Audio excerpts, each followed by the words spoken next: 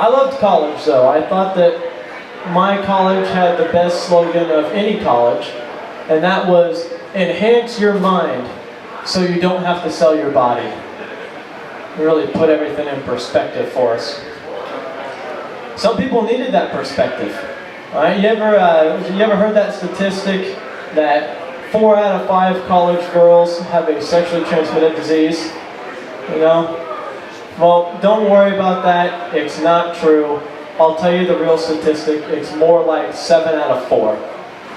Alright, now hear me out. While I was at college, I was with 4 women. I had 7 STDs. That's math. Okay?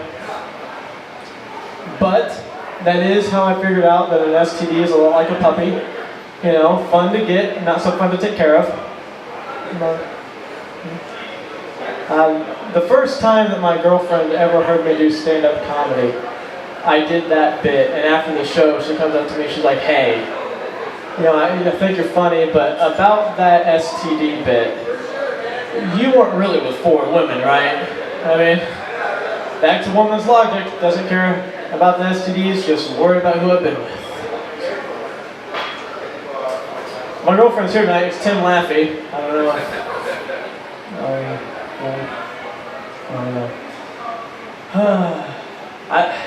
Another thing I learned at college was we did a study about what we remember versus what we know. I know that I drove here because I am here. I don't necessarily remember every minute of the drive. And it turns out that at the end of your life, you only remember about 1% of it. And it's pretty depressing when you think about you have no control over what that 1% is. Think about it, people. Tonight could be part of your 1%.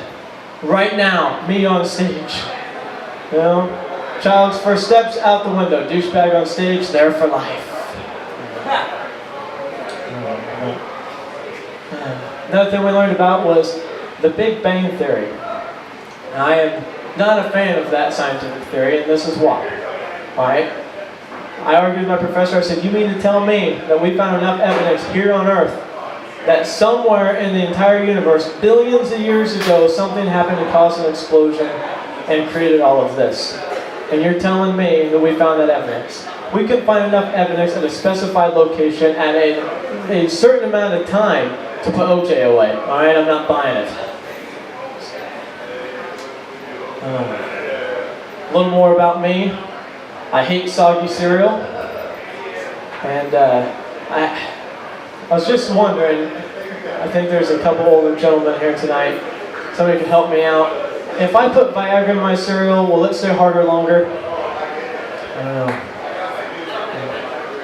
I have a friend of mine who told me that he actually prefers his cereal after it's soggy. And that made me really sad to hear him say that, because it was at that moment that I knew that I had to kill him. You know, and I've never killed a man, but I'm pretty sure it's a lot like killing a woman.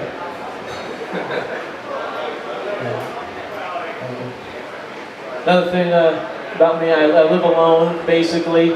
I do have a dog, and she's a pit bull. Her name is Aurora. We shortened that to Roar, and because of that, my neighbors think I'm crazy. You know, she goes running off. I'm left standing on the front porch yelling for her, like, roar! Roar! And I know the Godzilla suit is not helping me here, but God, I'm so comfortable. A little more about me. I have a regular day job. This isn't all that I do. You don't have to feel sorry for me. That's not why I'm thin. I know the people downstairs don't know that I'm thin. Just buy into it, okay? Thin. I know the people downstairs aren't listening to that I'm thin, but buy into it. And I don't know. My job is an office job. It's pretty boring. My job is so boring, I started eating more fiber so I will have something else to do. Okay? But I do like my job. I think, you know, the people treat me very nice. And if they only knew how much shit I've stolen from there, I'd be fired. I'm certain of that. Oh. I was at Walmart the other day. Anybody ever been to a Walmart? Yeah? That guy? Yeah. while I was there, I saw this pregnancy test for sale, and their big thing was that it could prove that the woman was pregnant before any other test could, before your body could, before you could. And I thought, well, that's great and all, but you're buying the test, you know? I mean, there had to be some sort of sign. I mean, unless you're just that big of a whore, you know? Like, well, it's Monday, I better check it out. It was a long weekend, I don't remember half of it.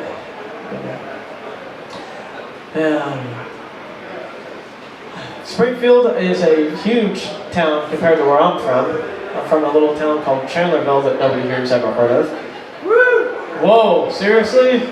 That guy knows. It's so tiny. You guys think that you're small compared to Chicago. It's nothing. Chandlerville is so small, we only have a public pool when it rains. Okay? A couple years back, the levee broke and we had a hell of a deep end. I called it Grandma's house.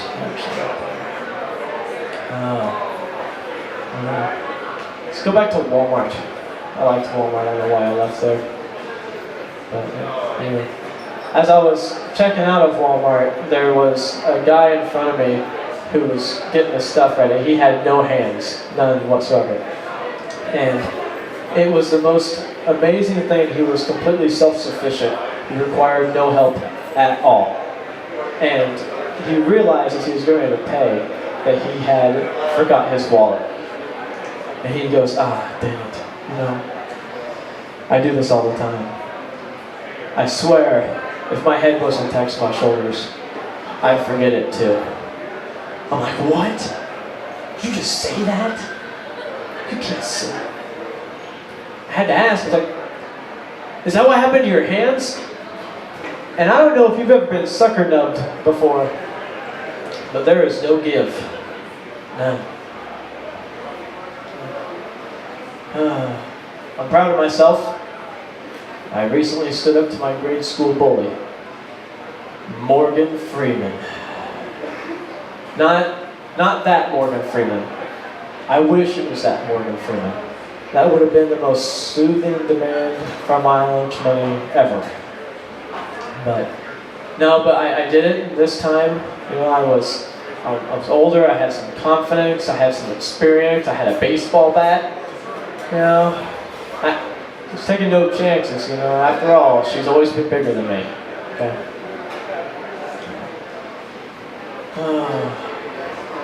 Yeah. I'm sorry, I'm a little tired tonight. I was up late. The girl that lives in the apartment below mine, she was up all night crying. Her boyfriend had cheated on her. And I can't stand to hear a woman cry. I can't take it. So finally, like 3 in the morning, I got up, I went downstairs, I knocked on the door, I was like, hey, shut up. And I got some sleep.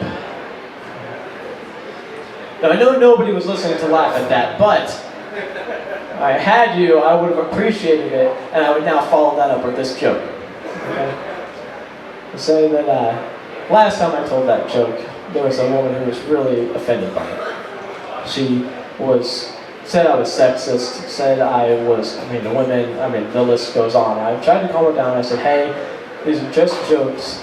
You know, don't worry about it. Help me out here, people. Clearly, I'm not sexist. She's just being a woman. All right? Yeah.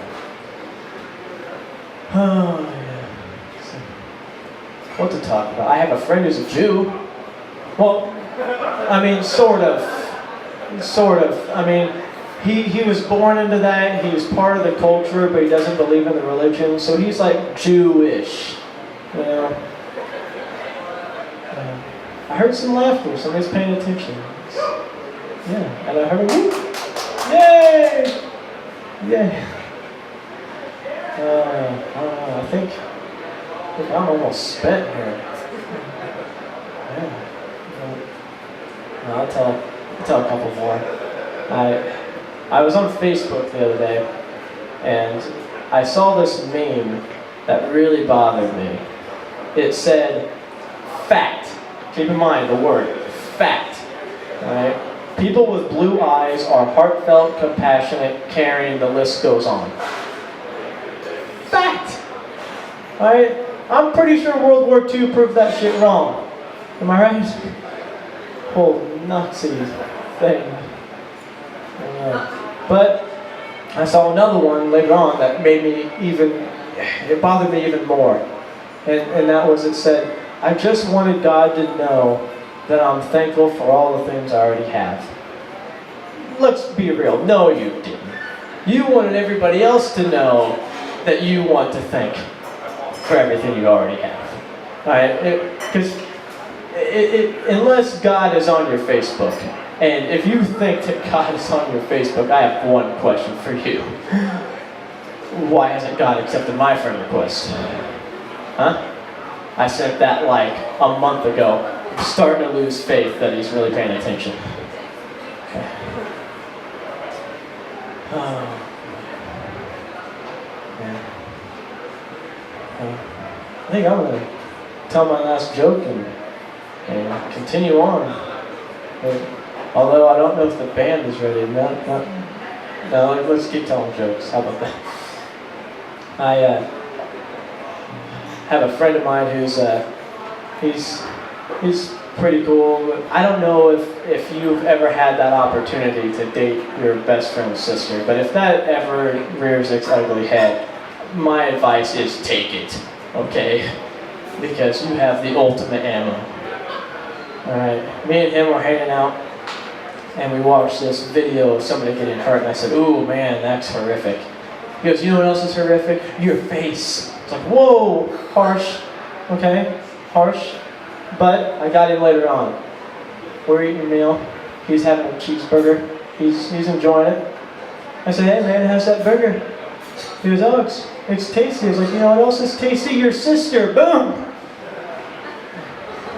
It's a good time. But I'll leave you with this. Another friend of mine. He's a good guy, but he's insecure. You know, he just how he is. And me and him are hanging out. His lady's out on the town having a girls' night out. And the whole time me and him are, trying to have a good time, he's on the phone texting. He's like, where are you at? Who are you with? When are you coming home? Blah, blah, blah, blah, blah, blah, blah. I'm like, man, would you calm down? She's not cheating on you. I'm right here. Thank you. That was my time. Have a good night.